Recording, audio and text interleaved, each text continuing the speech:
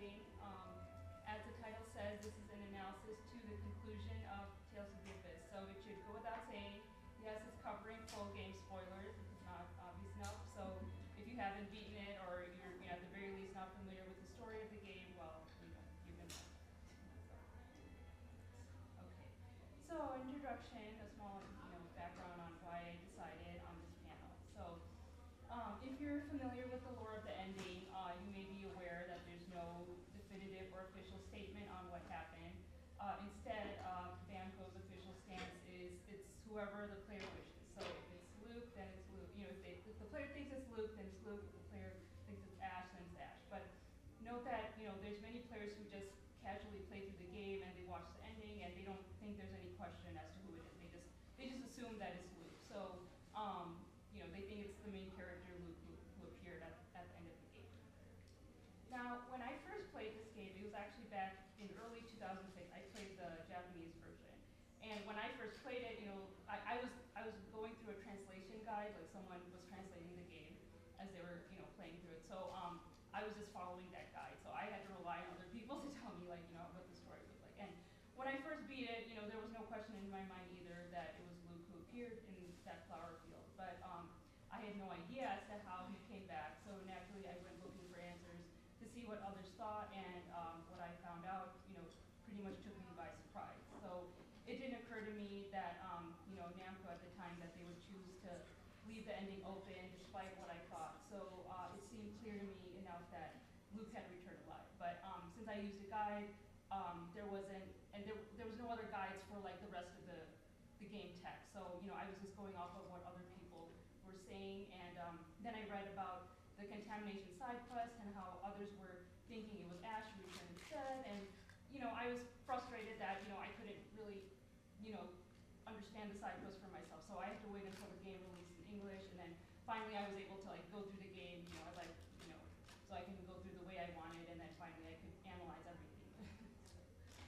Okay, and then I was also starting to see some theories online that I didn't agree with, and at one point even I thought, okay, maybe it really is Ash, and then I was trying to see it from that angle, but then the more I watched the epilogue, I was like, I just personally don't see it. But anyway, I still needed to find, even though I felt like maybe Luke did come back, but I couldn't explain it rationally, in the context of the game, how he came back. So I guess you can say that's how my mission to finally understand the ending was born. So, but first things first, I wanted to get this out of the way that for anyone who's wondering, if you already have your own established theory on what you think happened, I'm not here to try and change your mind, especially if you feel like your own theory makes sense, it makes the most sense.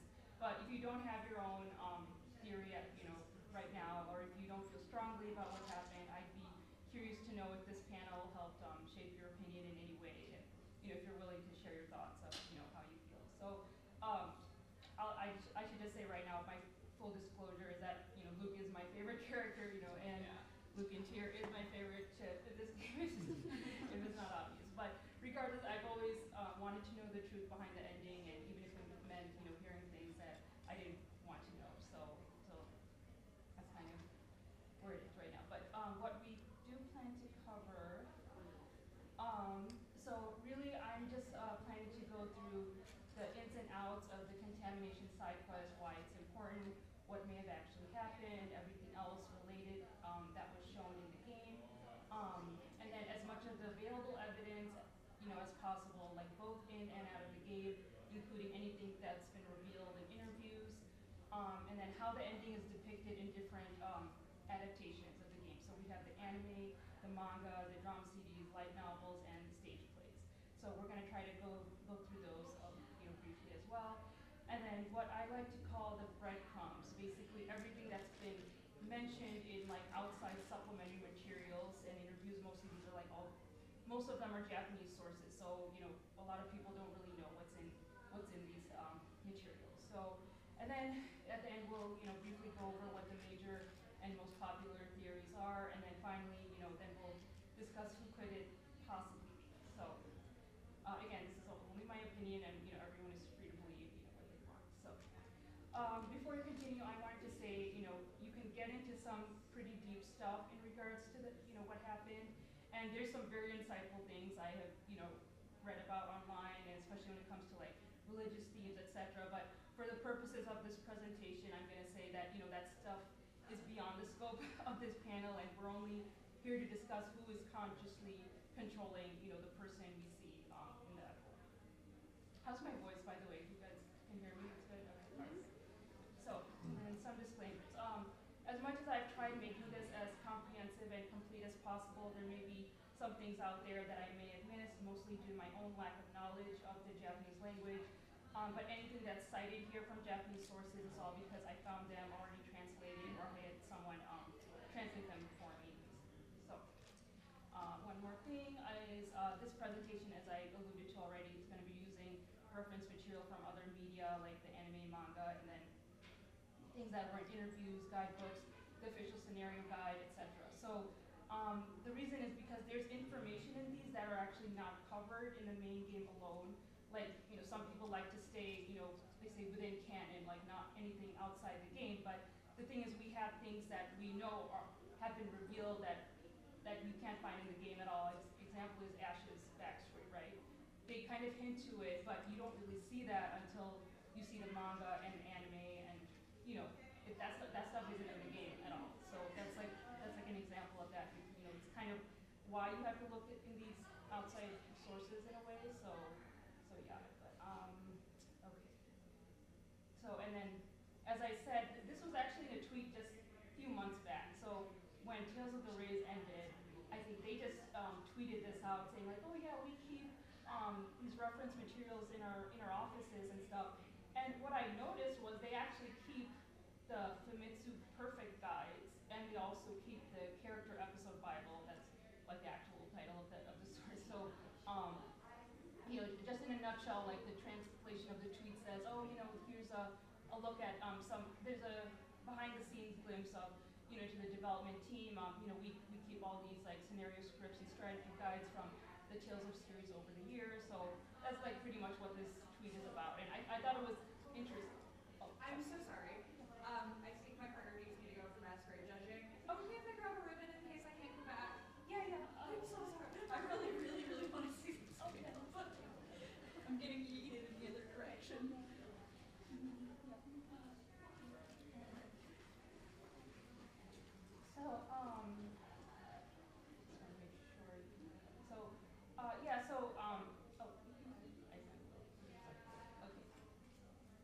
So, the reason I bring these up is because, these guides do have information that, is not really covered anywhere else. And I think it's interesting, some of the things that they show in these guides. So, another thing is, I feel like they may also keep stuff related to the anime. I know in one of the screenshots I saw, that they do keep the Symphonia animation as one of their, in one of those shelves. I can't really pinpoint where it is. So it wouldn't surprise me if they had stuff like related to the anime too, but that's just speculation. Anyways, so first let's go over what's in the game. But first we're gonna just briefly go over what happens in the ending itself, and then also this is your last chance to turn back now in case you don't know that. Anyway, so the ending as we know it. After the party defeats Van, Luke says he needs to stay behind to free Lorelai. Everyone already seemed to know that Luke's pronouns were separating. And he says his goodbyes to the party, but everyone also demands that he comes back to them. And after they leave, Luke uses the key of Lorelai to open a portal beneath him, and he floats down. But while Aldrin is collapsing, Ash's body falls from the trap room he was in, and Luke manages to catch him. And while still holding Ash, Lorelai appears and thanks Luke for rewriting the future he foresaw. After swirling around Luke, Lorelai is then seen going upward out of Aldrin into the sky. As the party sees Lorelai being freed, Tyr is shown wondering about Luke. Luke seems to realize that his time is up, and he closes his eyes as his pronouns start to separate. Suddenly, Ash's hand seems to twitch slightly, and right then, both of them are engulfed in light, followed by an explosion, and the screen fades to credits. So 2 years later, the party is seen watching the ruins of Hod from Taru Valley, and Tyr singing the Grand Funny Thing. They talk about Luke's coming of age ceremony and how they didn't want to attend the event in front of his grave. Jade says it's dangerous to stay at night in the valley, so they start leaving.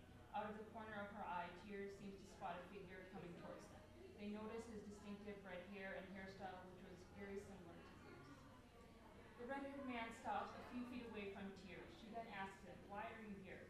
He responds, "This place has a nice view of Pod, and also I promised someone."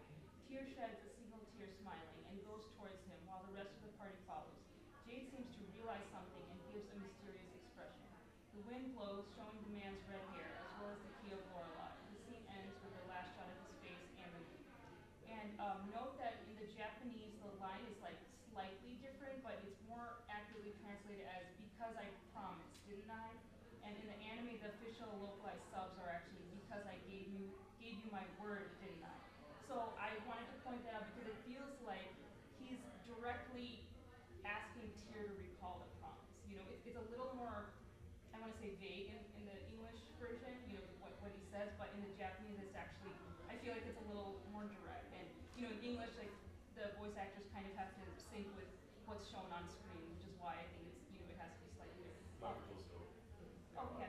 Oh, okay. Yeah, also, if you guys, feel free to ask questions in the middle if something's confusing. If you have any, like, broad general questions, and I ask, we maybe save that till the end, but, for anything specific, feel free to raise your hand if anything is, like, needs clarification and stuff. Okay. All right, so with that out of the way, we're going to first go over the infamous contamination cycles. And do you think it's confusing? Well, yeah, it kind of is. So, but I feel like, this is central to understanding what happened in the game, or rather, what was supposed to happen. So, okay, here it goes. I do have these as videos, so let's see if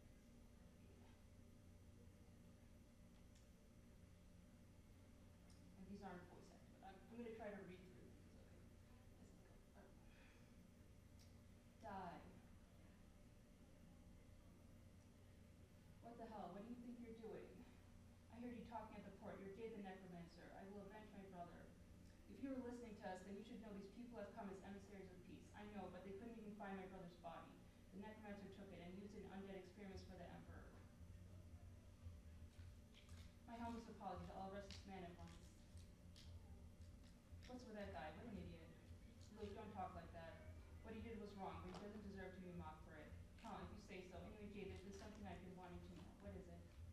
Your spear just suddenly comes out of nowhere. How does that work? It's a fusion art that utilizes a contamination effect. What? The contamination effect. It's an effect where the phonons and elements of matter separate and refuse together. Ah, like the fusion property of materials we synthesis. Yes, not only the phonons and living things that inorganic materials different, but so elements that supply. Oh my god, using the different like temperatures in this spear. Okay. Then you take it out and you eat it. Yeah, that's confusing. Don't say you want to try it too, Luke. Normally the body rejects the effect and can cause mental and something. Yes, over the course of mastery, I become an old man. Haha, now shall we?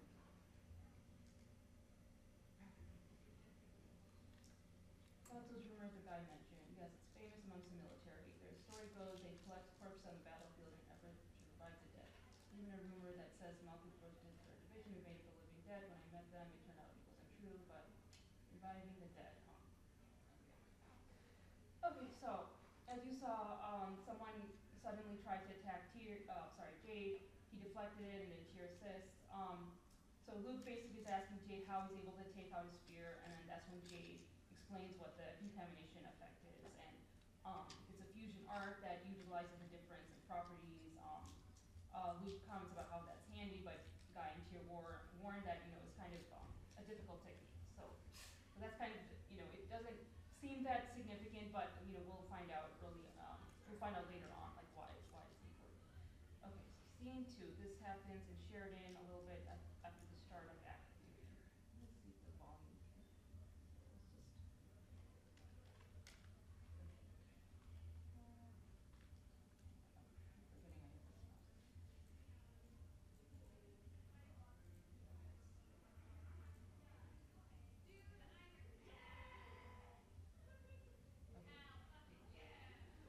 Okay, he says his name is Star.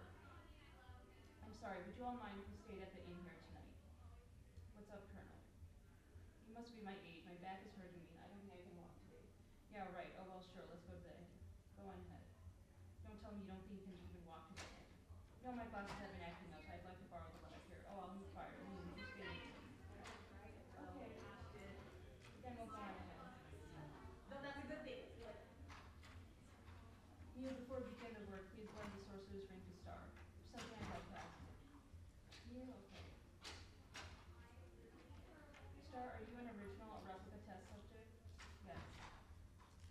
replica, a copy of you? Yes, an icky man named Dis did this to me. I thought so. And when was this? About half a year ago, I think. If you learned at Pearl Castle that Luke and Ash are perfect isopos in the timing matches. One last thing. What happened to the other you? I think he died. You think? Actually, I died once. And then after that, I felt something flow into me, and then I wasn't dead. And then the other me was gone. Does this mean Dis completed the perfect isophone research, and those research results were just a coincidence? Mew, you mustn't tell anyone what you heard here. Mew, even if I wanted to, I don't understand any of it. Okay. So, yeah, so Jade stayed back to communicate with the Cheagle, and he finds out that they're perfect isophones just like Luke and Ash were.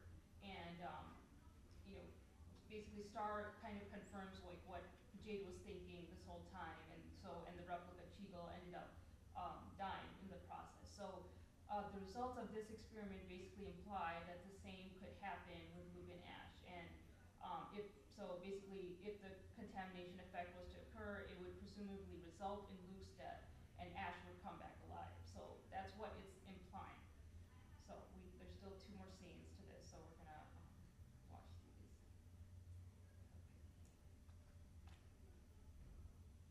Excuse me, I'd like to talk with you about your research. Dr. Balfour, this is a surprise. Yes, I'm sorry to trouble you. The rest of you, please wait outside. I think this may take some time. Yeah, we wouldn't understand it anyway. This probably happened before you started helping us, but did Ash come here to talk to you? I was likely to ask about the experiments Dis was performing in Orchard Cavern.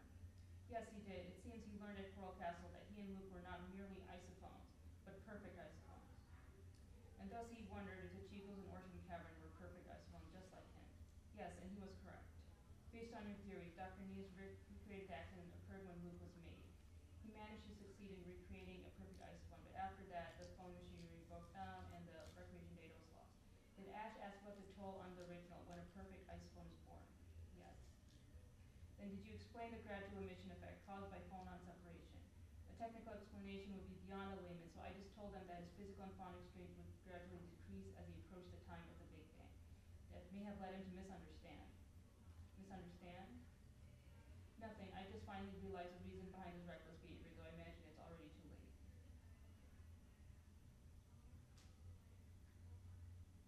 Finished already? Luke, in all the research I performed, I've pretty much never been wrong. What the? Are you bragging? Perhaps, but this time I do hope that the answer I produce is incorrect. Okay. You have a habit of doing things beyond what I predict, so just maybe.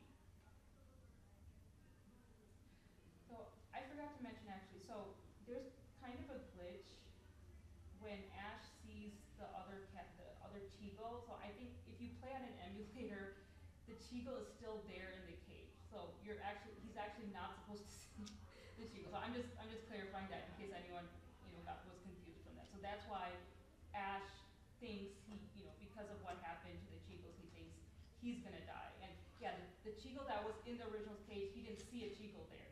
But as we saw in the second scene, Star was the original Cheagle, but Ash doesn't know that. So anyway, so Jade, he learns the reason why Ash had been acting so reckless. It's because he thinks that he's eventually gonna die, and that's why he was heading head first into certain situations, like trying to sacrifice himself.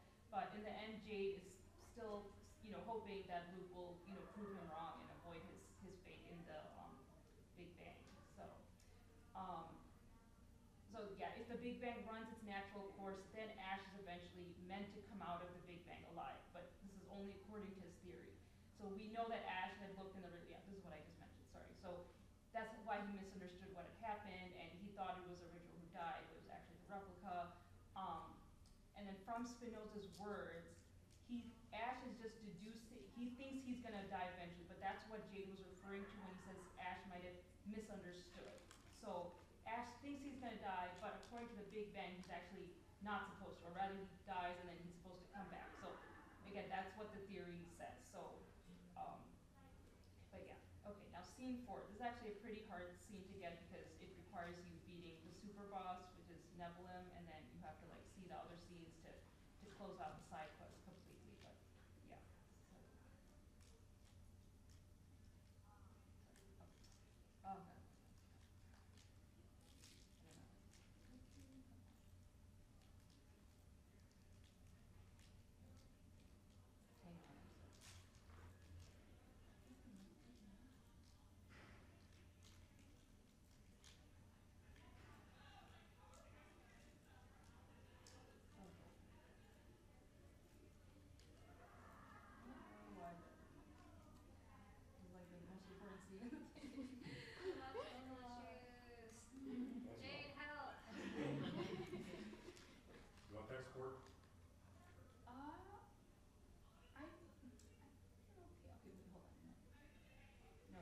don't know if you'll have better luck if you could try to right click and hit play or something, but isn't that something that most video players let you do? Yeah. It's just going to the next slide. I know I was having this issue like before, and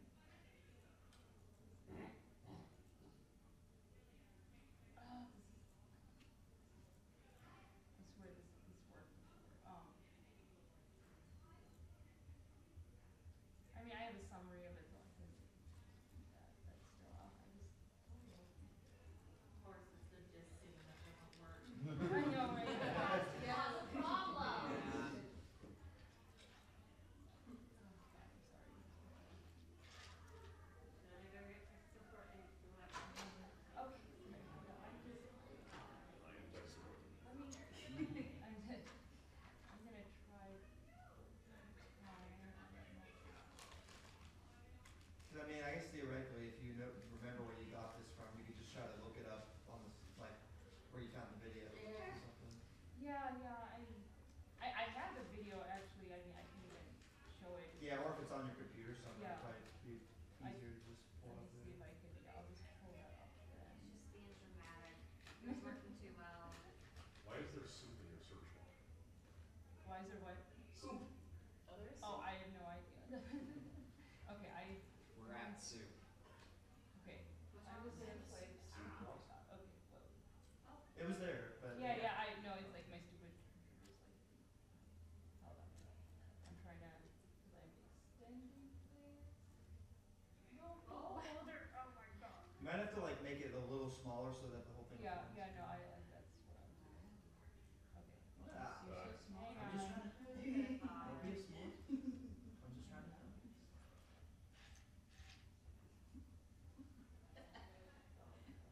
That is nice.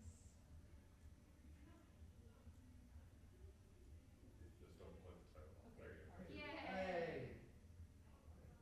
And then Okay. yeah. Okay, we'll just. Huzzah. So I'm sorry, okay, it's something you don't want us to hear. No, it's not that. I'm gonna inform him about Ash. I see, I'll wait inside. Me too. Let's all wait together. Yeah. Thank you.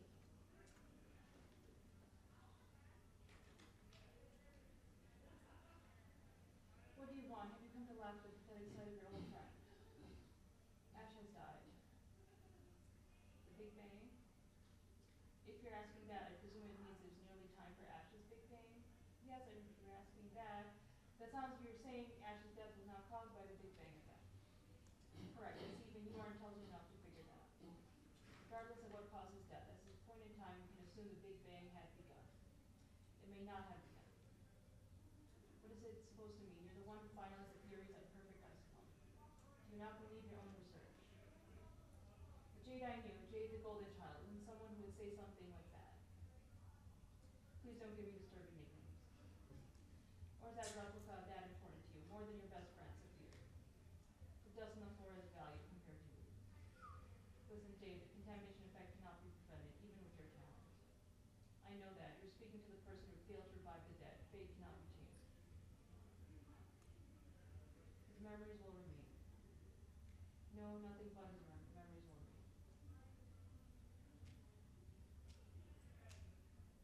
What's for that face, Jade? Something wrong? It was born with this face. It's the handsome face of a pensive man. What did you say? Haha, that's what I get for worrying about you. Okay,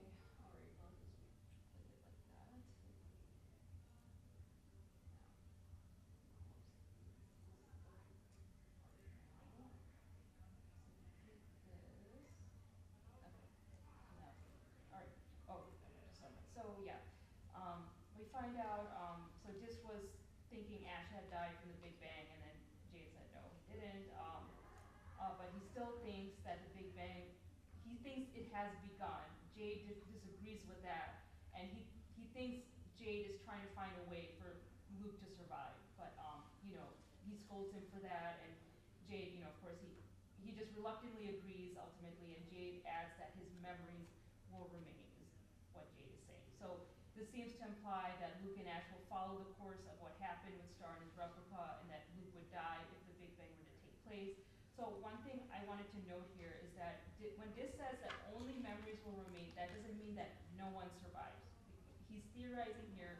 He thinks that Ash is going to come out alive, inheriting the others' memories in the process, and whether that specific outcome actually happens, though, is the question here. So if you recall, Star, when we spoke to him, like he seemed to keep his sense of self when he was talking to Jade in the earlier scene. So I think it can be inferred that what happens to whoever comes out alive after the Big Bang, after the Big Bang takes place, like they still retain their sense of self, and it's not just only memories that remain for the one in control. They just simply inherit the memories of the one that they absorbed, the one that died, basically.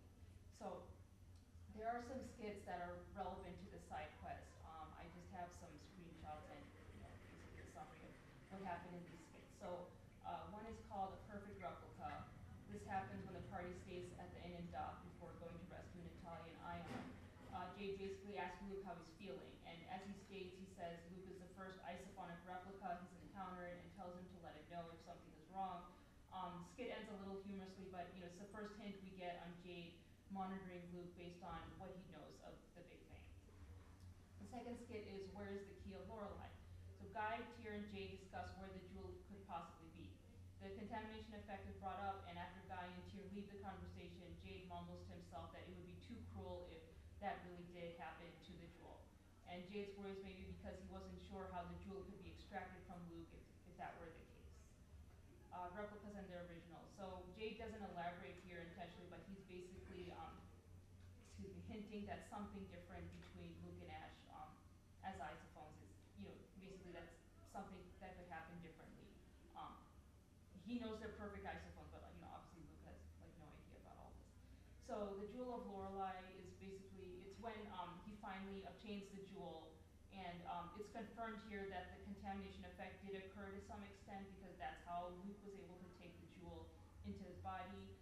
This may have implications to what happens to Luke and Ash later. So, and finally, this happens after Ash dies. The skit is called Ash's Death. It takes place after the Sync battle, which follows the anime scene after Ash is killed. The important thing to note here is that when Luke, he says almost the same thing Star says. So he says when Jade asks him if he felt anything enter his body, he says yeah, I felt something warm flow into me and stuff. And Jade even asked him did you feel anything leave you? And Luke was like, well, no, not other than when Ash died, I felt a little weak, but other than that, he tries to ensure that nothing left his body, unlike what most likely happened with Star's replica when the original absorbed his replica Chico. So I think this is the first major indication that what happened with Luke and Ash is not the same as what happened with Star and his Chico, because Luke is experiencing what Star experienced, when he came back to life. So here are other relevant details in the game. Now, as you guys probably noticed, when Luke still had his long hair, his hair has it's orange but has light tips, whereas Ash is it's more red but has dark tips. So this is probably mostly for meta reasons, so the player can easily identify them, because it's not necessarily maybe how they look in universe towards the other characters, because there's many indications that they look exactly the same. And for example, there was that scene where the Oracle soldiers mistook Luke for Ash, and they kind of thought they both look exactly the same. So I think the hair thing is more for the players, so we can tell them apart. The hair we see in the epilogue is actually a complete uniform shade of dark orange, almost a perfect mix of Luke and Ash's colors. So this is probably one of the major signs that a physical fusion, may have occurred. Other details in the game. So if you look at Ash's in-game model, when his hair is down, you can see that the hair waves are in the complete opposite direction compared to Luke. And when we see Mr. Ending in the epilogue, you see that the waves actually go in Luke's direction. So, some people may say, well, this is because it's a fusion of both hairstyles, because, if you have Ash's long hair in the back and then Luke's hair in the front, well, then it makes sense that it's also Luke's hair, But I would say like, well, if it's supposed to be a complete mix, then shouldn't the parting be like completely in the middle? I feel like it's very deliberate that they still keep the hair waves going in Luke's direction. So that's just kind of my opinion with it. And then you see in this screenshot, right? So that's what the party sees, I think, when he's like approaching them. So they notice that that is like Luke's hair essentially. So yeah. Comment to add some strength to that, which is the fact that they have opposite like primary handedness. Luke is left-handed and Ash is right-handed, right? So Yeah. it's the hairstyle thing is a very deliberate like mirroring of that Yeah. whole thing too. I'm actually just about to Okay, cover yes, that. of course, Yeah. sorry. No problem. Same right Yeah. now. So yeah. Luke is the only character in the game who wears his sword behind his waist. And yeah, even though Ash, even if he did wear it, I'm sorry. Let's say Ash was also left-handed, right? But he always wore his sword like around his hip. So there's actually two other characters in the game who have it just like Ash, and yeah, I'll get to that in a second. But I can't stress this enough, like this scene, this shot, right?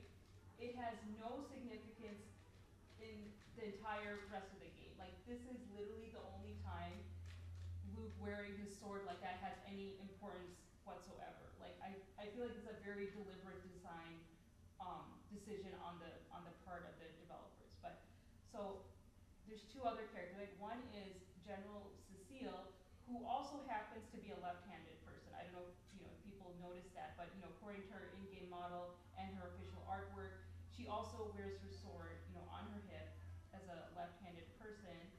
And then there's also Cantabile. In case you don't know who she is, she's briefly mentioned in the Gothic library, similarly to how Patty was in the Xbox 360 version. But her artwork is revealed in Tales of Fandom Volume 2, and then she's also revealed to be a left-handed sword wielder. And just like Cecile, you can see the hilt is also placed on the right side of her hip. So it's not like anyone could have easily put it on their waist like Luke did, but he's literally the only character in the game, in the story, that does it like that. So other relevant details. So we know like there's a scene when Luke is, I don't know, temporarily absorbed by the planetstorm or whatever, and he somehow sees the planet's memory.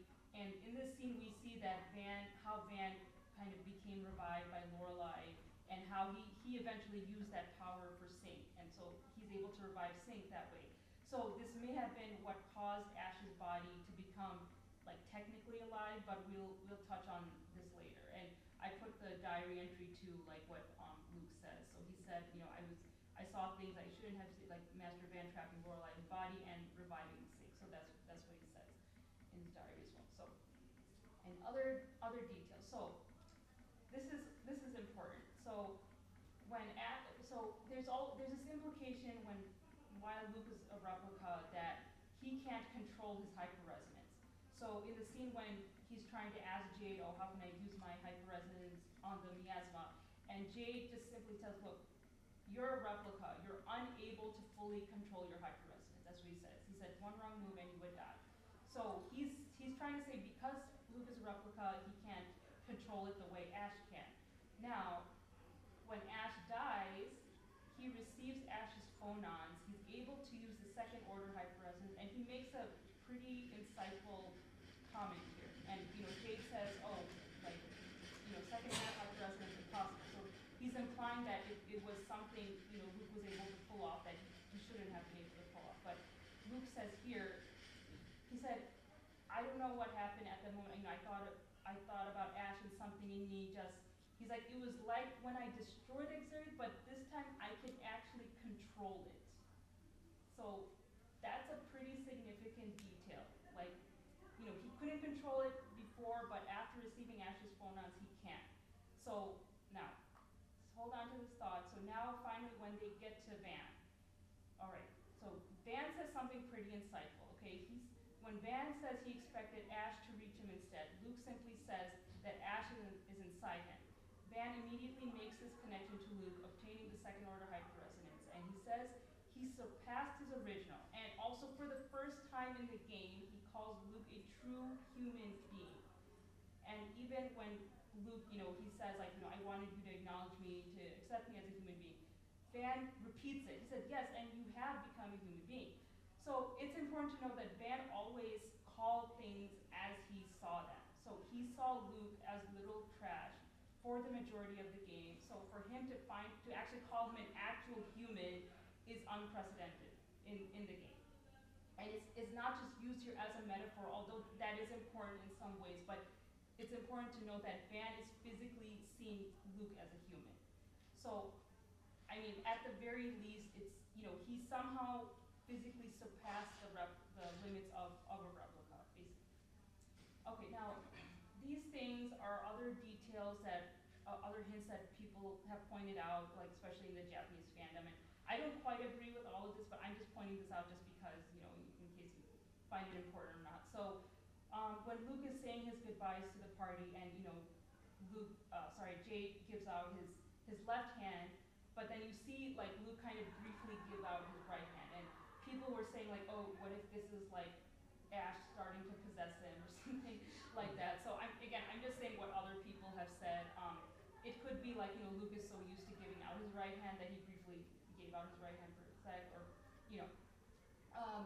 people have pointed out, so in the part of the ending when Ash falls from the trap room, there's two statues there where one statue has short hair, one statue has long hair, and if you were to take those to mean Luke and Ash, they say like, oh, the one with the short hair like broke first, and then the one with long hair came on top of it. Some people saw that as a hint. There's a part in the credits where you briefly see Ash's picture. There's like that rotating picture where Luke is holding the sword, and then it rotates, and then you see Ash. So it's shown with Ash holding the sword in his left hand. So personally, I feel like they just did that for the aesthetic. I don't think that's supposed to be taken too deeply, but again, I'm just saying what people have said. Finally, in the epilogue, the moon is tinted with a yellowish type color that seems to hint towards usage of the seventh phonon and or Lorelei. I didn't quite notice that at first, but when people point out, I'm like, oh, okay. So, but yeah, so that's just what's there. Okay, how are we doing on time? Okay, should have time. All right. So these are, I just wanted to put together, the depictions of the ending and other Abyss adaptations. Okay, so if you watch the anime, you probably see how the epilogue is. So it's slightly different. It's like mostly the same, but a little bit different also.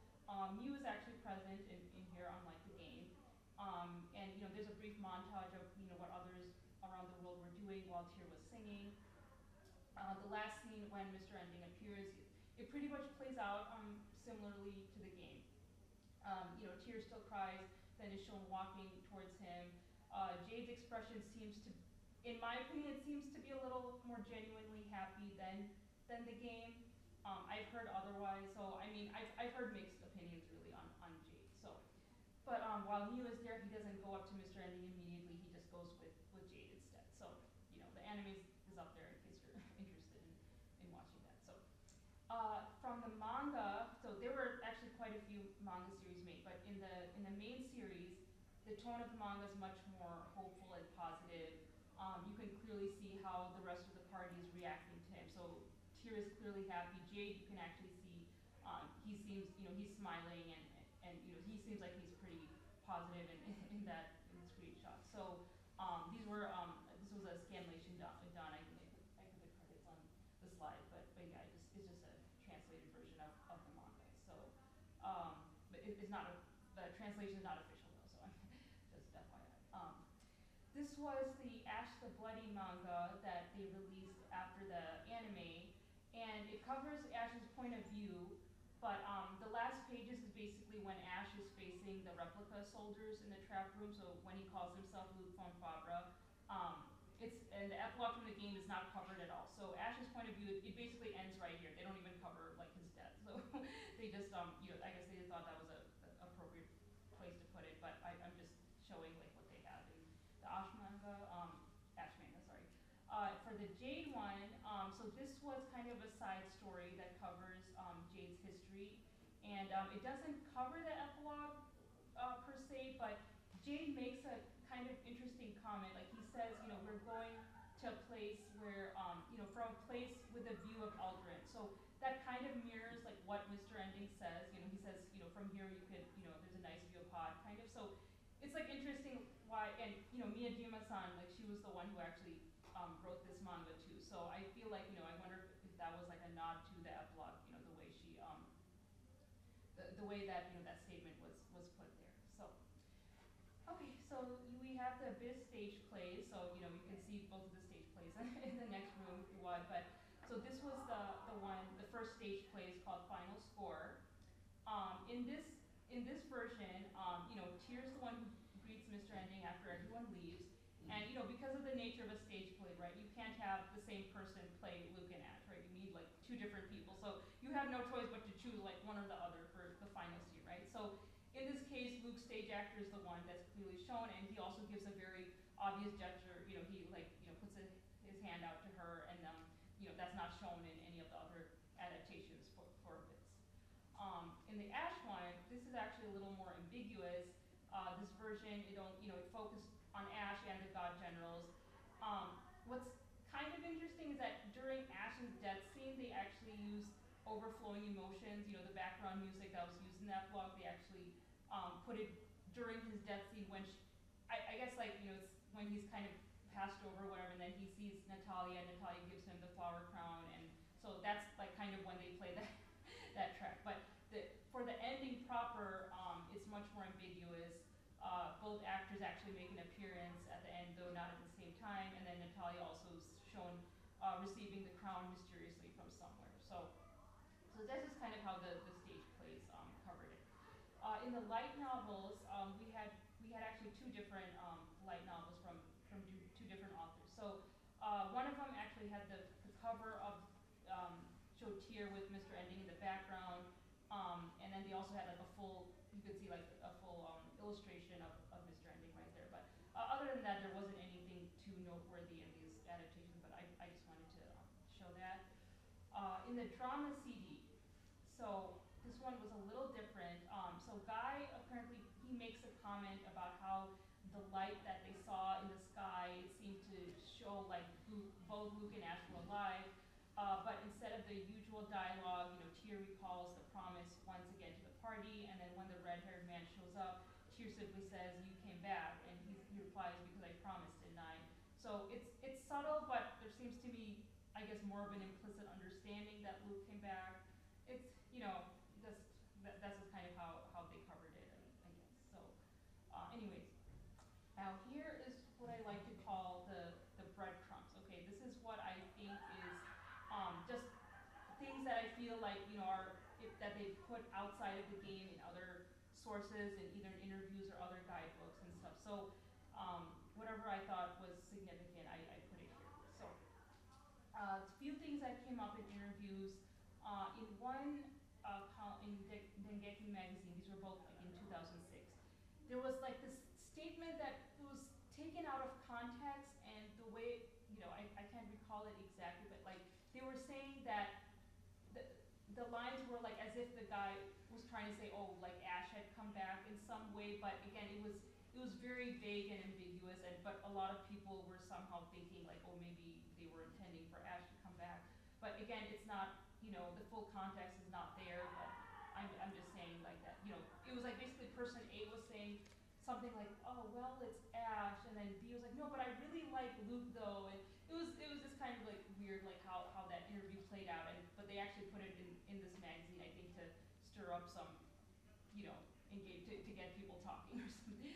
So, but in another magazine, so this one, the producer, I think Yoshizumi, was saying how they were even thinking to have Tyr hug Mr. Ending, in the valley, but that didn't work out too well with the explanation they have for the ending, so that's why they decided not to do it.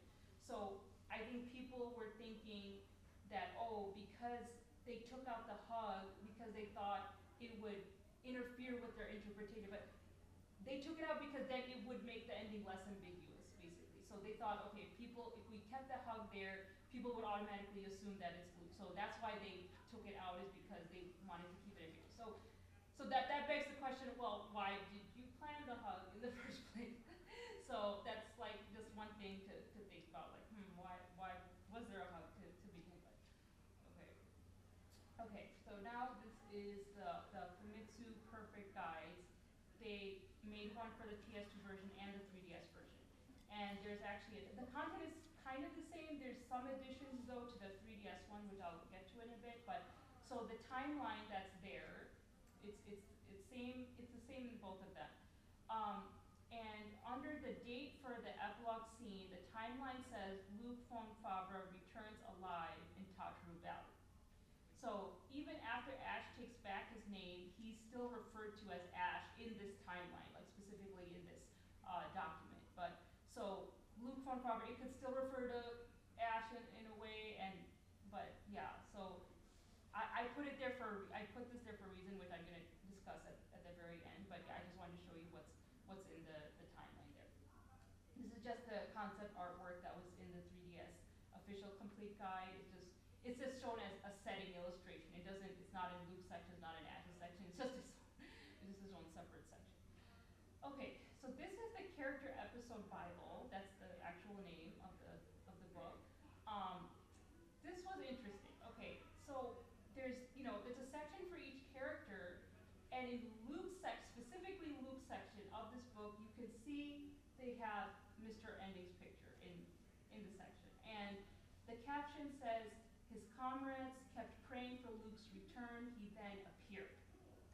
And then you have Tyr's section of the book, and again, this is artwork that they compiled from other fan artists and stuff. But this is like, you can say a semi-official source because Miyajima-san actually wrote some of the short stories in this book. So yeah, it is kind of an official release, you could say. But in Tyr section, Mr. Ending is there with the description and caption. "When the promise was fulfilled, Tyr shed tears for the first time, and Tyr kept waiting. He returned to keep his promise with her." And then if you go to Jade's section and Ash's section, Jade closed his mouth when he tried to say something. What are the thoughts hidden under his gentle expression? So gentle kind of implies that he wasn't actually upset. Like, it seemed more like he was genuinely relieved. Is kind of just what I got from that.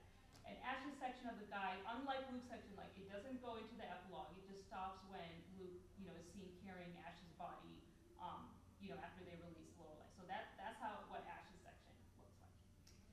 So now the official scenario book, the part where they cover the epilogue, the rough translation is as follows. "A streak of tears fell down Tyr's face. The others came closer to the young man. Only Jade had a sad smile on his face. Wind blew, making the red-haired young man's cloak flutter. A full moon was shining in the night sky." So there's some people who were assuming, oh, maybe Jade was sad because he thought Luke really had died. I mean, a sad smile could be anything. This is Jade we're talking about. So, I wouldn't take that to mean like, oh yeah, this is proof that, Luke didn't come back. I'm just showing you what people have said and what people have pointed out. So yeah. So in the 3DS Famitsu guide, this is actually, I don't think this is in the PS2 part, but in the 3DS guide, it's a summary of the 4th contamination side quest scene is provided. And it goes over the requirements of getting the scene. It discusses what, the conversation was between Jade and Dis. Of particular note, the last line roughly translates, "The two disagree about the cause of Ash's death and the Big Bang, but what is the truth?" So I feel like this is showing that the outcome is not set in stone and concrete as some people may be led to believe. So yeah, I thought that was interesting. So now the 3DS Famitsu guide again. Same thing as the Character Episode Bible. So, and this was specifically in the 3DS version. They said, okay, there's a character section where there's a very subtle screenshot of Mr. Ending in Luke's section. It's specifically in Luke's section of the guide. And in Ash's section, you just see his dead body. You just see, the part where Luke is carrying his body. That's in Ash's section of the Famitsu guide. Again, why put that there? So that's kind of why I'm showing you. In the light novels, this was a novel that covered stories with Guy and Tyr, with Luke in the game. Of particular interest, these were specifically Guy and Tyr's interactions with Luke, right? So they actually include the epilogue as the final chapter to this novel, and you can see like the center illustration there. The caption roughly translates as is talking about the Selenia swaying and then connecting the ocean that embraces Hod as petals dance in the wind. Tyr's golden hair fluttered as she turned around.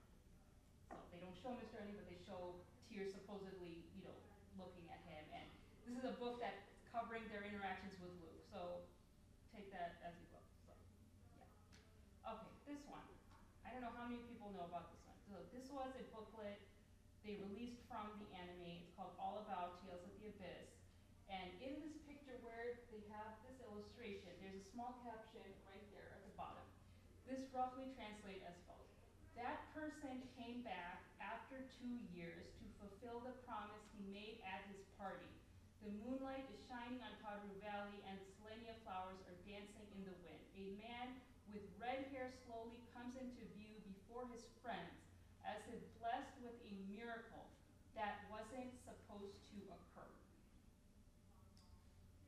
When I read that, I felt like that was directly contesting what the fourth scene was implying. Like, I mean, it's basically saying that a miracle happened essentially with Luke and Ash. It was something that not only wasn't supposed to occur, but they're also saying a man with red hair slowly comes to view before his friends. Well, only one of them had friends at this point. Everyone in this game is friends with Ash. So yeah, I thought that was, pretty insightful there that they included. So yeah. This is the last drama CD4 last episode that came from the anime.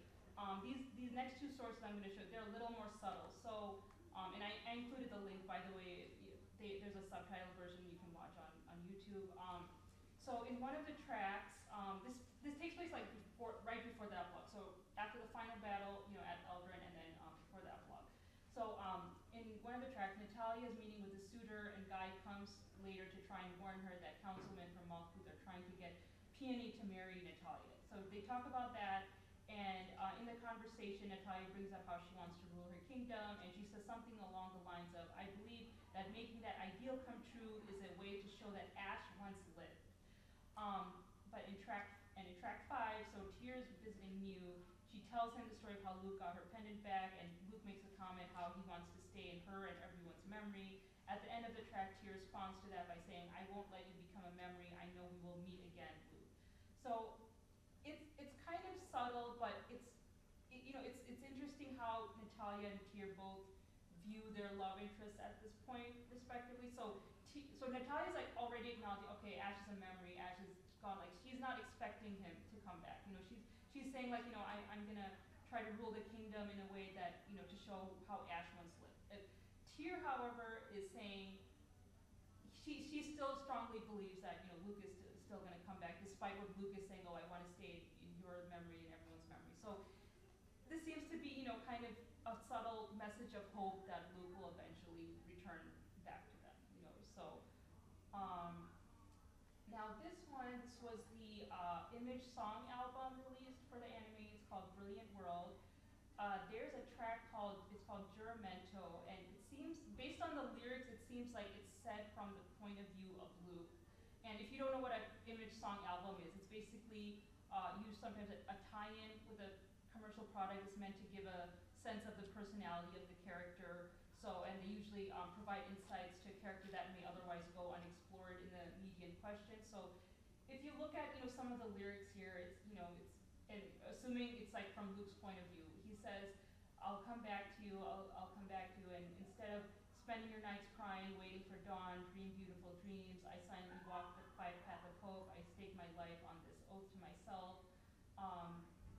I think he says, wait for me. I think it'll take a long time, but I will pray so that it's over a little sooner. So, just like the last CD I showed, so it seems like, again, there's like this subtle underlying message, like maybe he may eventually return to them. So song there too, but it's a nice song too. You can find that on YouTube if you listen to that. So, okay, so this is something a little different. This was Luke's spirit gear costume that was in Tales of the Rays. Excuse me. And just looking at the costume, you can tell there's a very strong resemblance to the outfit we see in the epilogue. And even the developer went so far to say, that, this is not a straight quote, this is like a rough translation. He says something like, if you played Abyss before, you should know what Luke's spirit gear outfit is based off of.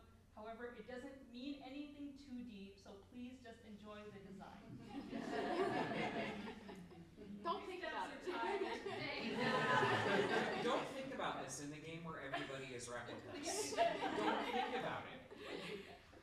Totally, yeah, not super at all. So, and then this is how Ash's costume looked like, in case you wanted to know. So it's not, it doesn't look like, Luke's at all. It's just kind of a more elaborate version of They his both outfit. had scarves. Yeah, they both have Yeah. scars. That's like, I guess, the one similarity. So, okay, so this one is, I thought this was interesting too. So, this comes from a series of music tracks that Tales channel posted on October 15th, 2021.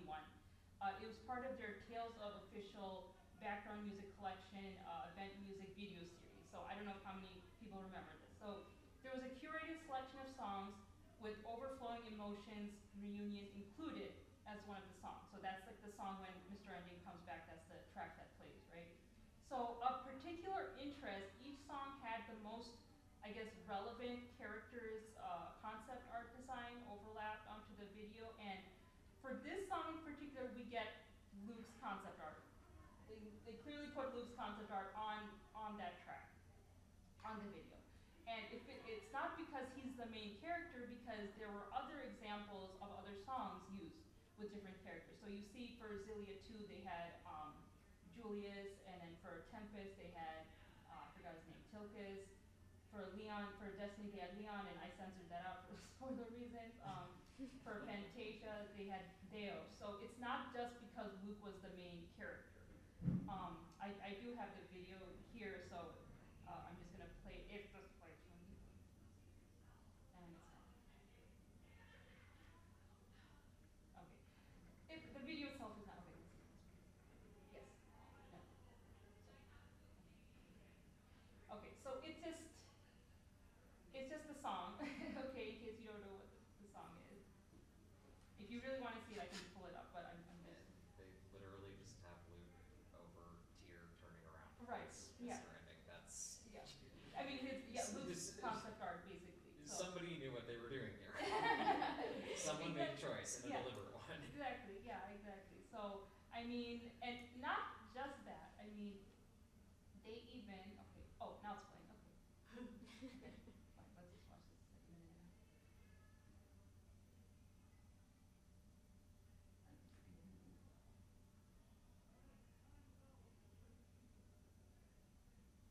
So yeah, that's just, they just show like, yeah, glimpses of scenes from that. And then basically just.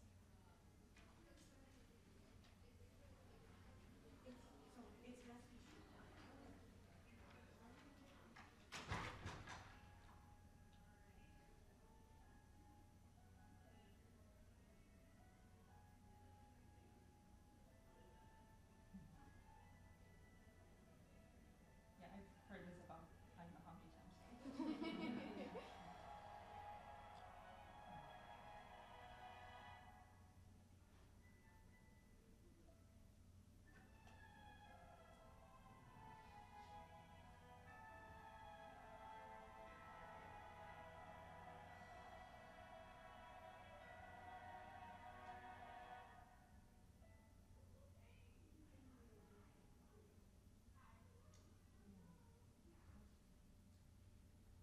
So, if that wasn't enough, they even posted just that video, just that song on Twitter.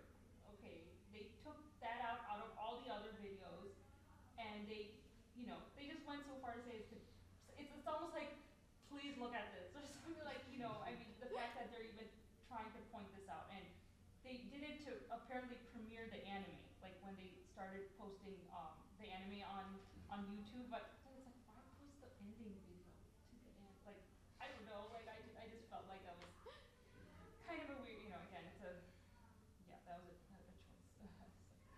Okay. And so they posted that in like October. I wanted to, it was interesting to me because just a few months before that, you may remember, so the same year, they posted a video about, the voters, they were voting, their top 10 most emotional scenes in the series, right?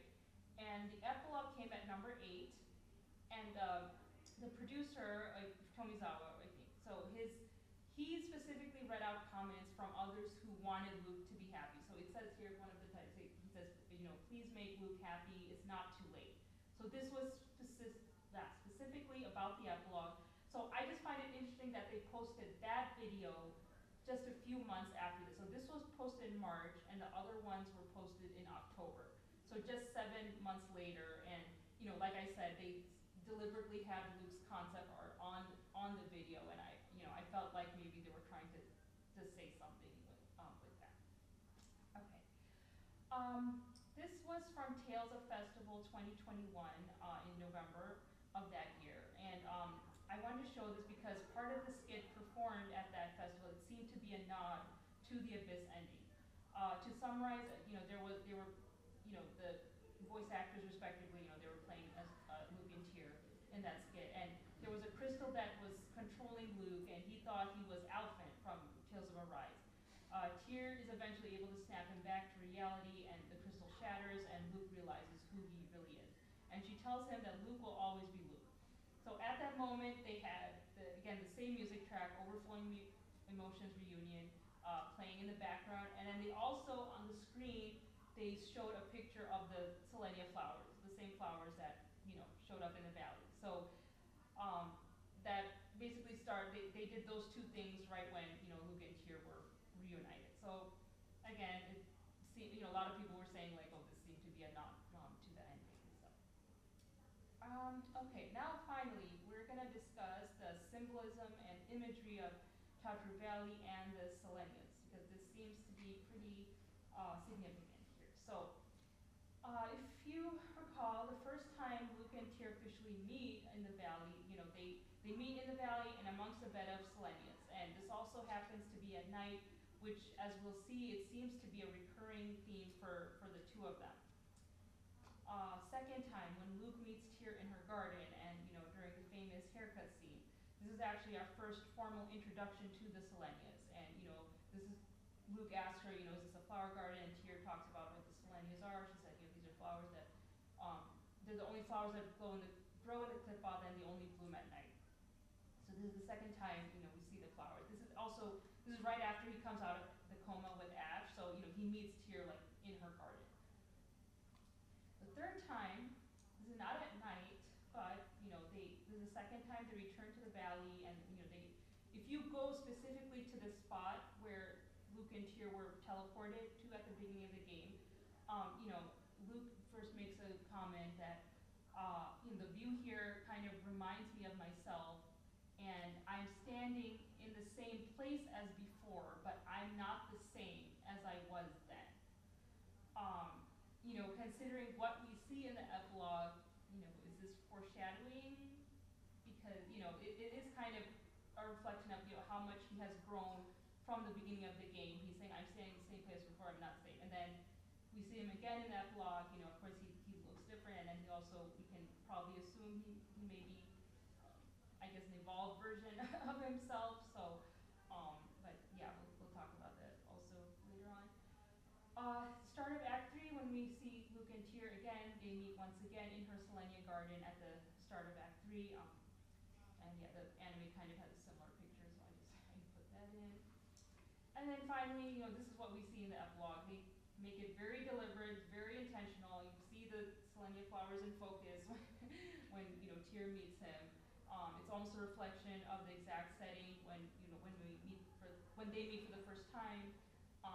I talked about how him saying being the same place but not the same as he was before. This seems to be another like evolution of his character, not just from what he learned from his journey, but also from the possible inheritance of new memories or experience from Ash, and Ash just has no connection to this place, to be honest. I mean, yeah, so finally we get to my theory, okay? So again, this is totally up to you. You don't have to agree with me or not, but I just wanted to go over this. So, as we said before, in this contamination side quest, we learned that Star says he felt something flow into him.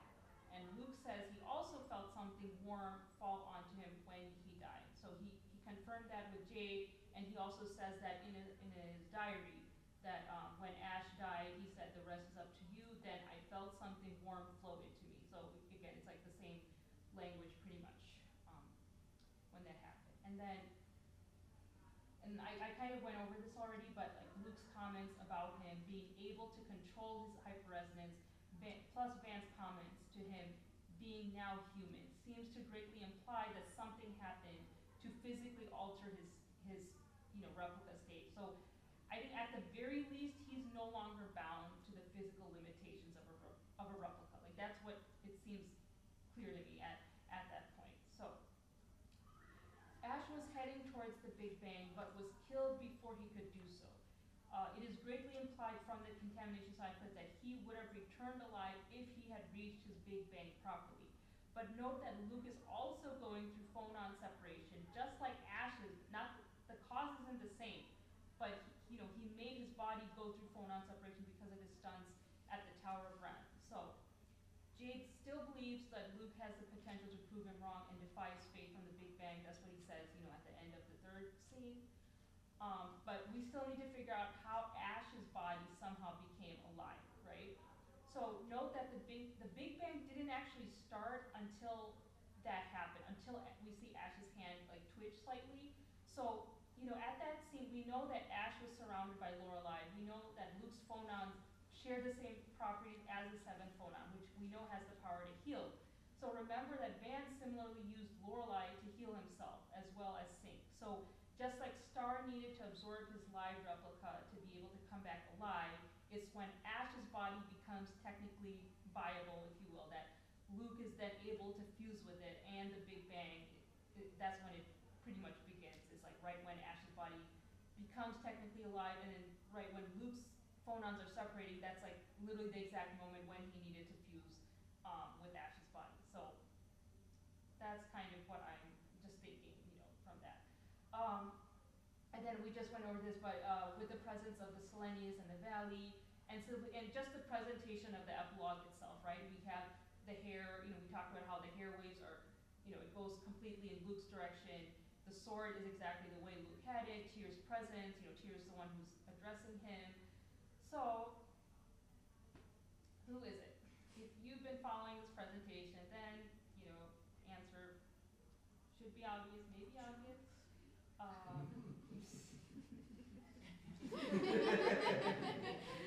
So, in my opinion, I feel thanks to probably a reverse Big Bang that happened in which Luke absorbed Ash into his body instead and also inherited his memories. I'm still only like 95% sure that it's hard to say 100%, but yeah. But why did it take him 2 years to return? So this is just my headcanon, if you will. So if Luke fused with Ash's body, remember that it's now a pincushion, literally, like it's a heavily injured body, right? And so Luke probably needed time for his new body to completely heal. It also brings the story back full circle as he comes back exactly on the day of his coming of age ceremony, the day he's finally free of the manor and becomes a full-fledged adult. And what a journey to finally become the person he wanted to be and earn his freedom and right to live in the process. But what about Natalia? Well, is she missing out on, not being able to be with Ash? Well, if we consider Natalia and the arc she went on, she's not thinking about Ash really, by the time the epilogue comes around. But, it's not a bad thing. She learns to be independent from Ash. She's still dedicated to rule the country she loves.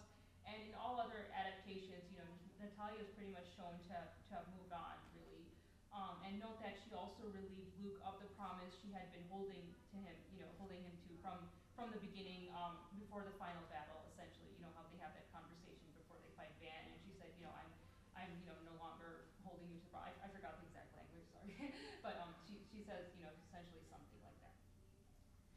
So here's the other theories, I guess. I'm just, briefly gonna go through them. So if you think it's Ash, if you think it's actually Ash and Luke is dead. So basically you're saying, you think the theory that Jade and Dis predicted turned out to be correct. But you have to explain, why is he holding the sword the way Ash always held it? Is it because he has Luke's memories? Like, is it that simple? Like, just because you remember Luke holding it, is that enough to, is that enough for him to change the way, he held the sword? These are just rhetorical questions. I'm not saying you have to answer them or anything. So, but why did he address Tyr in such a vague and indirect way? Is that really his style to, he seems like a very direct and straightforward person, right? So I feel like if it was Ash, he would probably address Tyr completely different. Why is he meeting the party at a place with no connection to him at all, and, Tyr for that matter? We see Tyr clearly cried out of happiness, so she wouldn't do that if she thought it was Ash, would she? And then again, why did the direction of Ash's hair waves now suddenly switch? It was Luke's hair, and we know Ash's hair was like the other side. Okay. So Lorelai, this actually, I think there's quite a few people who, think it's Lorelai. I pointed out the timeline earlier that said Luke von Favre returned alive in Tawdry Valley. And in my opinion, since Luke von Favre can ultimately refer to either Luke or Ash, I feel like this rules out Lorelai being a possibility. Again, I feel like that's a pretty direct statement to make in the timeline. Other theories. Both came back. Luke just appeared in the flower field, and Ash was waiting to make his grand entrance. I'm just saying that we did see the fusion. I feel like that's it's a pretty strong implication that they fused, but you know what? I'm not gonna say if anyone wants to believe that Ash is somewhere out there. He's gonna leave Natalia later. So yeah. Given Jade's mysterious expression, is this another Luke replica made by Jade? Well, you know what? I don't know. Doesn't stop. He just keeps coming up with new war crimes. Dang. Well, you gotta get a hobby. Yeah. If not, war's done. Hobby time. But, so yeah, it all really comes down to this. If you think Luke returned, I feel the principle of Occam's razor applies to him the most. It's the simplest explanation, and maybe that is what really happened. I mean, you have the location, you have the flowers, you have the hair, you have the very specific direction that the sword is. The fact that he only addresses Tyr, they're all immediately explained if Luke comes back. So seems to be the most straightforward, just from the epilogue alone. So yeah, and that kind of concludes my presentation. Again, you have every right to your own theory and opinion. So these are some acknowledgments and credits. The few people that over the years that helped me with various things. I have them on the slide here.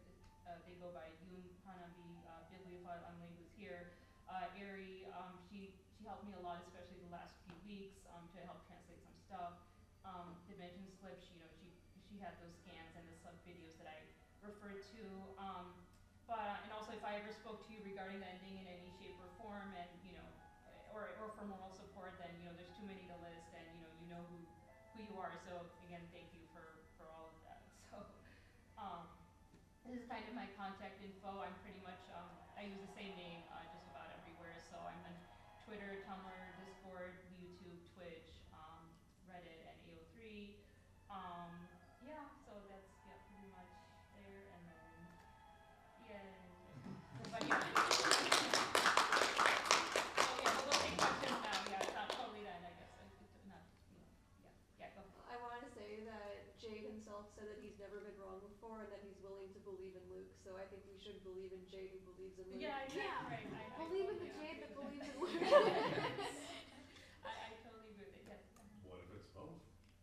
I mean, we covered that he absorbed Ash's memories in their body, kind of his being. So it's both.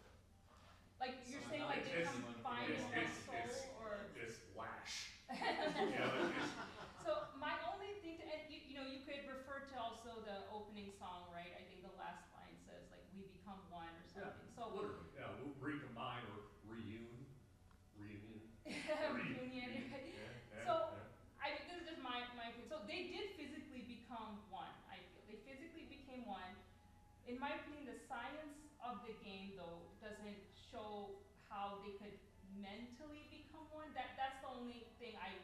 personally don't think that, I'm sorry, I need to stop this one.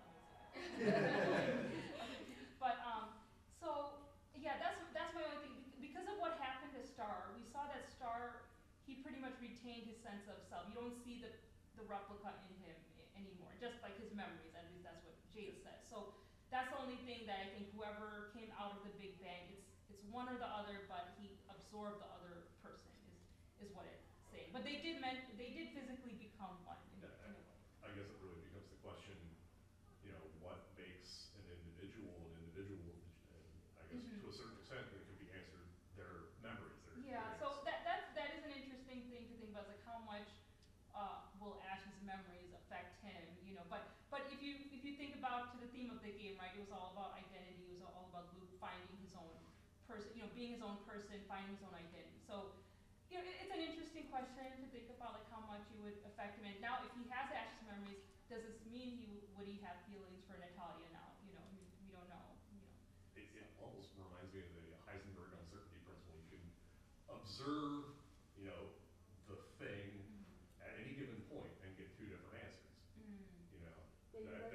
Maybe that's what he was doing for 2 years, is he was trying to figure himself out. Well, I guess figure themselves is now himself out.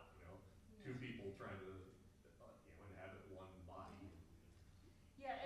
Come to terms with each other. The only thing with that, though, and you see the heavy presence of the Selenians, like that is totally a Luke-centric thing right there, right? If that's showcasing like his growth in the game, and yeah, just every time Luke reunites with Tears, when we always see those flowers. So I feel like that's also a very heavy emphasis on Luke, in my opinion. Plus, there's the influence of the divine moralized, so you can say, David says, Yeah, God can do somehow, it. right, yeah, he somehow must have influenced. I mean, he definitely must have influenced, I feel like, when Ash's body somehow twitched slightly, which, we don't have a direct answer for that, but, we know Lorelai was there, we know the seventh phonon was somehow there, so. Yeah, once God's involved, the scientific explanation is unnecessary. Yeah, you could see it that way, yeah, I think it's, Short answer, it's Luke. Long answer, it's Luke. Yeah. It's all So that was more interesting. My question was, so I think a personal favorite theory of mine has probably been the Lorelai theory. Okay. And no, where's the question? Come back. No. I was going somewhere with this. Luke's my favorite character too, also good taste. I'm sorry, the what? I said Luke is my favorite character Oh, too. okay, so good taste. okay. Jeez. I don't. Being Lorelai at the end. We can. It seemed so. Was it one of the perfect guides that said it's Luke von Favre who Yeah. returns at the end? Okay, Yeah. because I had something in my memory that I was wondering if it might be addressed in the PowerPoint, which was Oh, the concept of there being a promise between Lorelai and Julia. okay, yeah. So, do you have insight to that one and just didn't put it in there, or I can't remember exactly what that was at this point. So, like, we know, like, the key of Lorelai was it was meant to be, I think, a pact between Lorelai and Julia in a way. So, we do see the key of Lorelai. So, we know Luke is the scion of Lorelai. We know Tyr is a descendant of Julia. So, I mean, that is also, I think that also somehow, at least on a symbolic level, that plays some part here and stuff. So, yeah, is your question like, you think that could be a reason or a cause Lorelai could come instead? Is that what you're? I think in my mind, I could have put that there. I think by the end I was like, I'm running out of time. I understand completely. Yeah, but I think I was curious to see if there was anything really strongly ruling out the Lorelai thing, and with it being a piece of text that's in a piece of side material that I don't remember who wrote the side material, I would love to know more about where specifically that came from. Oh, okay. You're talking about the novels, or? Whichever thing had said it's Luke von Favre who returns at the end. Okay, yeah, I'll bring that up right there. So I have it in two places, I guess. Okay. So yeah, just like right in the, so right over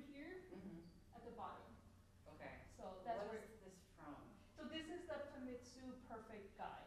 Okay. This is a perfect guide. So this timeline is exactly the same in both the PS2 and 3DS versions. Okay, cool. A side note, I think someone had uploaded the Famitsu guides. If you want, I could give you a link to that if you want. But of course, it's all in Japanese, it's not translated. I'd love to see other people's analysis. Perfect, thank you. Okay. One more fun science thing, the double slit experiment, how light is at once a wave and a particle. It is at, light Luke is at once ash and Luke. Mm-hmm. Okay. With how science heavy this is, that stands out pretty. Mm-hmm. It sounds great. Uh-huh. Okay. Okay. Yeah, go ahead. First, just apologies for blurting things out during the panel. I've kind of gotten into that mode. This is a little more academic than the rest of the ones I've attended this weekend, and I apologize. No. But second, the handshake thing, and I did have to look this up. Apparently, it is just most easily traced back to scouting, both boys and Girl Scouts. The left-handed handshake thing, there's a whole story about how that's your shield arm, and you do that with someone you trust deeply. Yeah, I did hear about that. Yeah, the thing is, Luke, not much of it stuck, obviously, but Luke, since he was brought back from having been kidnapped, kind of had Ash's social graces forced on him. He was expected to learn noble etiquette. So him going reflexively, even though he's left-handed, to shake hands with his right hand at first, it is a huge stretch to assume that that's, this was Ash taking over. That's someone's shaking hands, that's what you, that's his left hand. Yeah, that's I think he just instinctively shot out his right hand thinking, and then you could see Jade, I think Jade also, he was about to give his right hand, and then he changed his hands, right? So that Which, if you go with the whole shield arm, indicates trust thing from Jade of all people. Yeah, exactly. My heart. I know, I agree with you. Thank you for explaining. But that's a good point, actually. Never understood the handshake thing. So, did anyone learn anything, or if anyone wants to share their thoughts? I didn't do the extra side quest stuff. I just wanted to get through the story, so I definitely Okay. learn the extra stuff. I always miss the side quests because some of them are so tight. Yeah. And then I'm not good enough for the game to beat Nebulum. That fourth scene, you have to beat Nebulum to get it. I'm really bad at games that only have it on the 3DS. At least it's loud. I'm sorry, you could be pretty freaking good at games and not be able to beat fucking Neville. That plays. And I'm really bad at games. So you can imagine my struggle. To this day, I'm not sure. Properly leveled, the Nebulum fight can take you 20 minutes of just non-stop combat. Yeah. With There somebody is no else in boss. the I just beat her on unknown mode. Yeah. It was a 2-hour fight. Yeah. I have it on stream. It's not only hard, but it's so long that it takes all of your items. Oh yeah. And you're trying to survive, you're trying to get damage on her at the same time. It's ridiculous. It feels like you can only choose one, either you heal or you do damage. And you have to use magic. You barely do damage. It's like the Luger guy. So it's Luger guy acting as bait, and then everyone else. I have never been able to beat her without giving Annis that optional light and Tokunaga that gives her the I pass use deal. that. Yeah, I definitely use that. I do definitely feel like I learned a lot here. There's a lot of content I haven't seen, like the guides and the image song and everything. I've never known about that content in there, so that was pretty cool. Good, nice.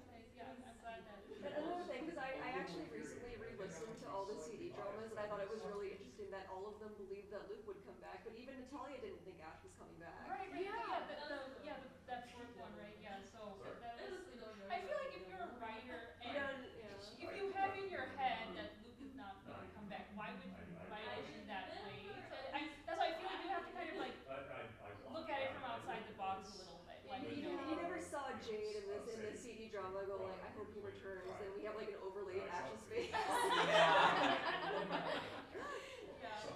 I believe in Ash, Jade said never. Not in respect. I say this with the highest respect to Ash. I'm not saying I dislike Ash in any way, in my opinion, I'm not good at Ash either. wanted to cast him, right? And that was kind of his entire point of his character, in my opinion. And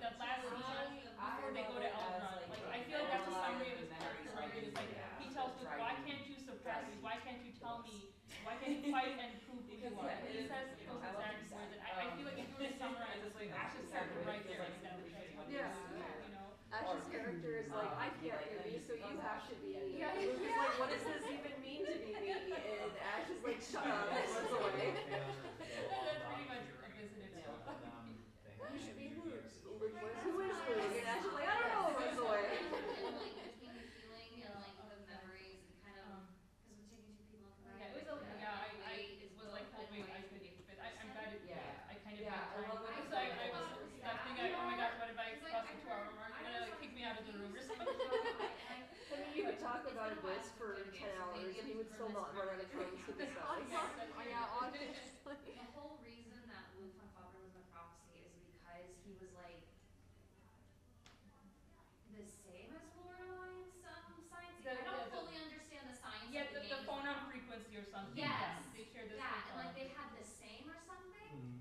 And so I always thought if it was Lorelai, like Luke became Lorelai basically and decided he wanted to go there, but like if you're a god.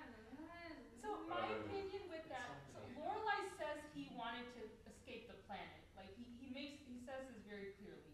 You know, I can't imagine Lorelai wanting to come back and be like, oh hey guys, and it's in such a character-driven story like Abyss, right? That's so heavily focused, and it's such an emotionally charged scene also, the epilogue, right? So I meant like not Lorelai as in like the beam, but Lorelai as in the title. Like he basically becomes the Lorelai figure okay. kind of deal. I see what you're saying. I thought it was either like the get along body, calling it, or Luke becomes God kind of deal, where like he's technically Lorelai now, and that he's the god, and this is what he wants to do to live as like a human or Or like something. Tabitha becomes the Martell. Kind of thing. This is the same argument that broke up Christianity.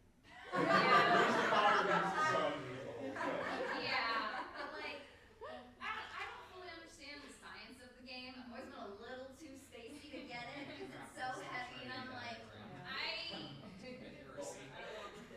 it's very confusing.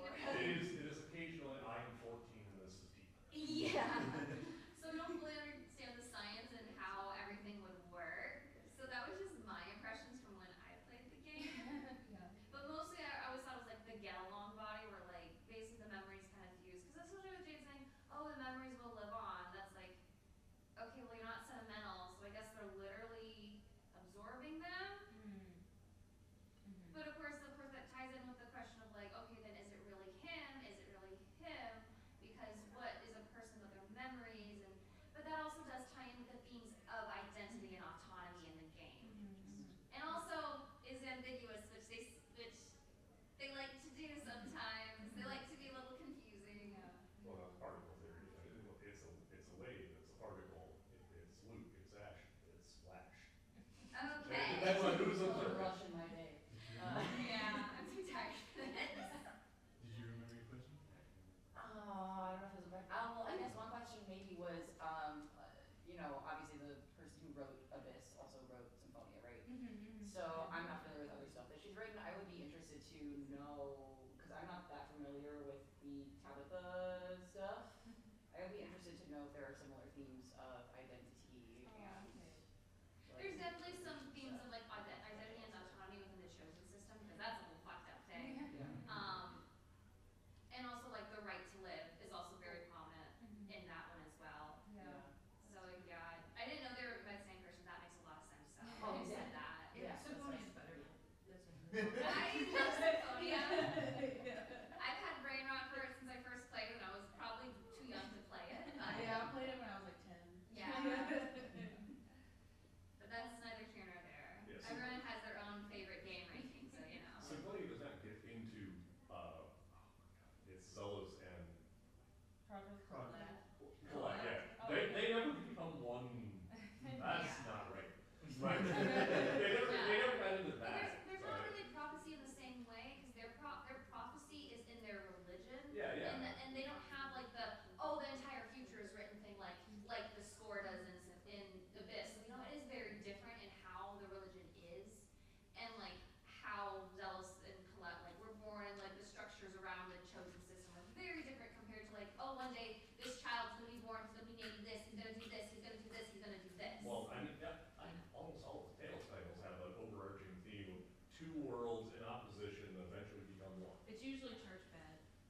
Well, yeah. Well, yeah, look at history. Church is that. Yeah. But yeah. Like I said, that's also why we have. So that, Exactly. so that isn't real, they can't hurt you. So this is the first time I ever heard about the Lorelei theory, but it's like, well, it makes sense because of the exact phonon frequency, Yeah. and then also they call Luke and Ash, a scion of Lorelei, so it makes sense because I never thought of it until you said it. Perhaps Slash become God.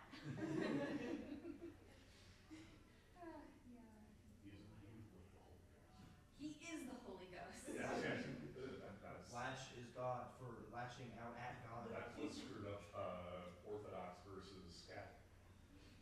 I really hope nobody who's here right now is seriously Catholic because I'm about to put something out with absolutely no context provided in the panel chat. Yeah. We've come up with a new theory. Luke is Luke not God. Ash. Ash is not Luke. Neither of them is Lorelei. All three of them are God. Somehow we just did this. Yes. Yes. Awesome panel. Yeah, the whole And it all depends on, it's the uncertainty principle. It's different based on who's observing.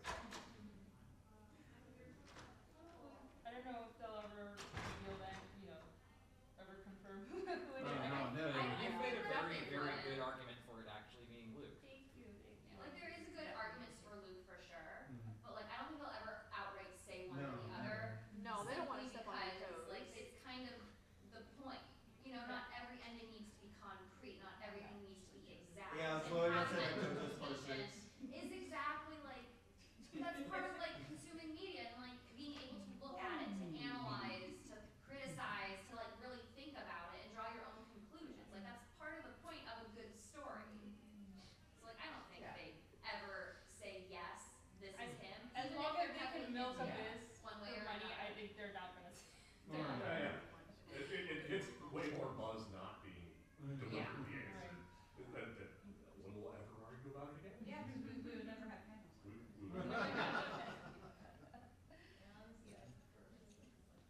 Yeah, it's nice to be able to like think and draw your own conclusions too, because like not everything has to be spelled out. I mean that's kind of the whole point. Because the Tales series so many times goes over like it really like criticizes the black and white morality in most games, at least the ones I've played. So like having like yes and no rather than a maybe.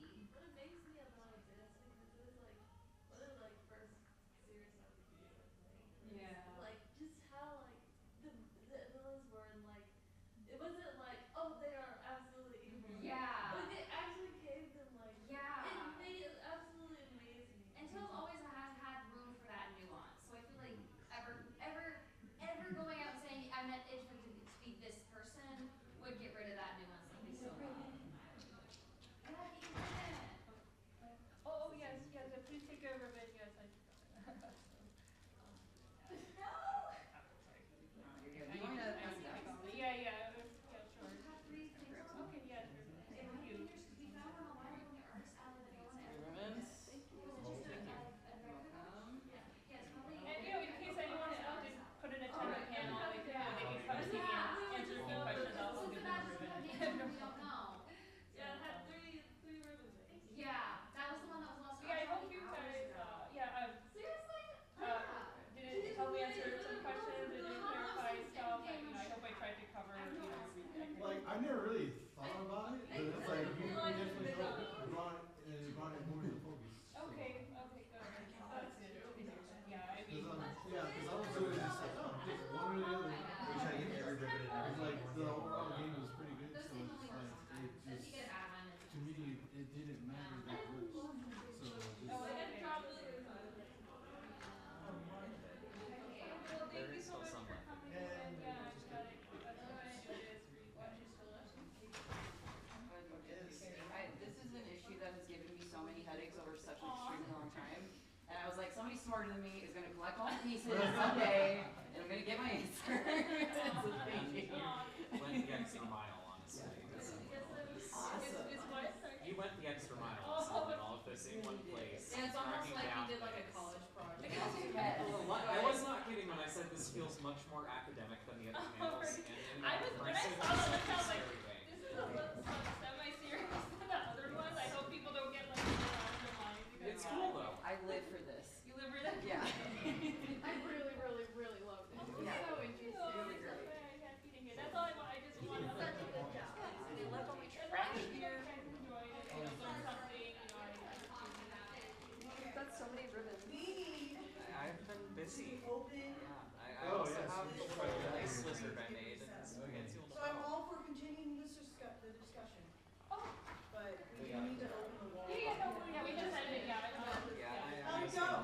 Sorry. I think it went well, yeah. It went great.